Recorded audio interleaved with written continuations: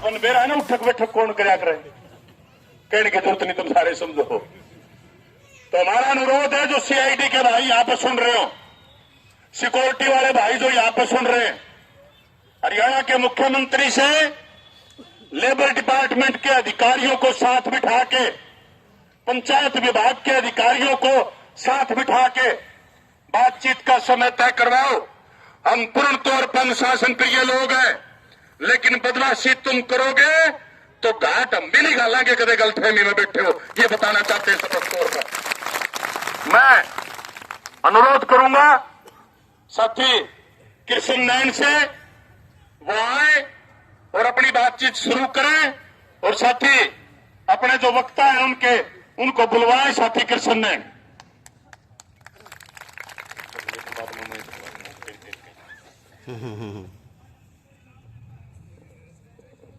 आज का अध्यक्ष मंडल जी और पूरे प्रदेश से शक्ति निर्माण मोर्चा के पहुंचे सभी क्रांतिकारी साथियों, मातृ महिलाएं, पत्रकार बंधु, जो हमने 10 दिन से लगातार 3 जत्थे बनाकर गांव-गांव जाकर जो मीटिंग की, उसमें समझाया कि जो निर्माण मजदूर और नरेगा मजदूर, उनके साथ सरकार बहुत बड़ा न्याय कर रही है।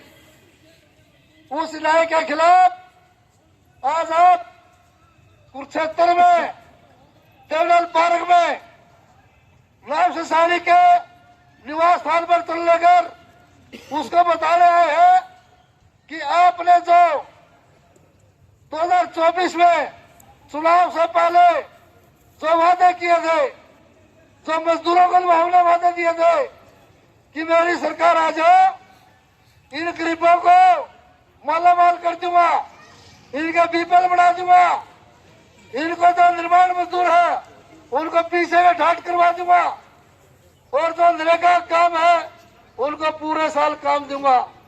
लेकिन आते क्या हुआ, सरकार बढ़ते ही हमने सरकार बढ़ा दी, क्योंकि हम उसके लिए हमने वादों में आ गए।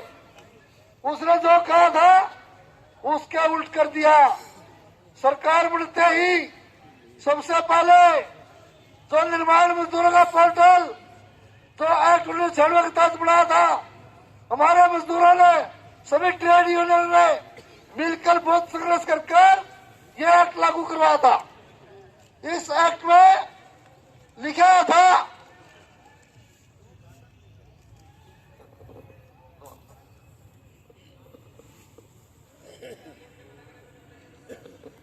बताया था कि जो पहले 2006 में ये कानून में लागू हुआ था, पूर्ण रूप से 2008 में पंजीकरण शुरू हुआ था।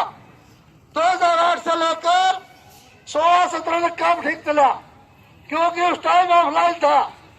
हमारे मजदूर का नेता आपके काम में जाया करते, पंजीकरण करवाया करते, अब कराया करते और देखा करते कि यह मजदूर काम करता है नहीं करता है, तब उसका पंजीकरण करता।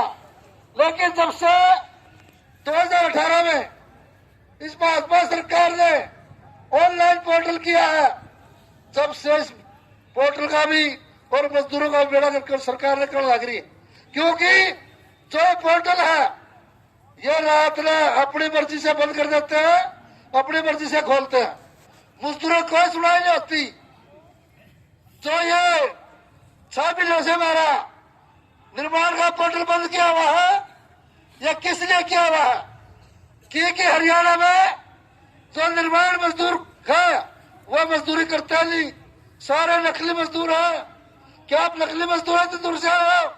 वर्क स्लिप के नाम पर जो वर्क स्लिप आप 90 दिन का वेरीफाइड करवा कर करते थे, वो वर्क स्लिप किसने वेरीफाइड की? हरियाणा के जो सरकार ने मान्यता प्राप्त पटवारी, सेक्रेटरी, जेई, तहसीलदार, पीडीओ, इनको पावर दे दी। इनने पैसे लेकर मजदूरों का वर्क वेरीफाइड कर दी और कह दिया कि ये तो अपने खूब पैसे कमाई थी सेक्रेटरी पटवारियों ने, और इनके जांच के नाम पर यह पोर्टल बंद कर दिया। हम सरकार को बताना है कि जो भ्रष्टाचारी अधिकारी है उन पर कार्रवाई न होते हुए हमारे मजदूरों पर जो पोर्टल बंद करके इनको जो लाभ में हानि पहुंचाई है, तो आज तक छात्रवृत्ति के बारे में शुरू हो जाते थे लेकिन वो भी बंद कर दिया। इन बातों को लेकर आपके जो हरियाणा का श्रम मंत्री राम सिंह है उसके निवास पर चलेंगे, प्रदर्शन कराएंगे और उससे मांग कराएंगे कि जो आपने हमारा पोर्टल बंद किया हुआ है, जो नरेगा का काम बंद किया हुआ है और जब बीपीएल थे वो बीपीएल सारे काट दिए। हरियाणा में 12.5 लाख बीपीएल काट दिया। जब सरकार बनी थी तो सारा हरियाणा गरीबी रेखा में ला दिया और सरकार बनते ही हमारे जो फैमिली आईडी है ये हरियाणा में है और हमारे आसपास के राज्यों में नहीं है। इस फैमिली आईडी में क्या होता है कि रात में इनकम बढ़ जाती है, रात में हमारे बीपीएल कट जाते हैं, रात में हमारा मजदूरों में गाड़ी चढ़ जाती है, प्लाट चढ़ जाते हैं। इसलिए साथियों आपने जो यहाँ आकर निर्माण बुद्धिमत्ता की दिखाई है ये सरकार को बताने आए हैं। अगर आपने हमारी बातों पर हमारे प्रशासनिक अधिकारी से बात न की तो इससे बड़ा आंदोलन करेंगे और आपके बरना में बैठेंगे, क्योंकि हमने तो 17 सितंबर को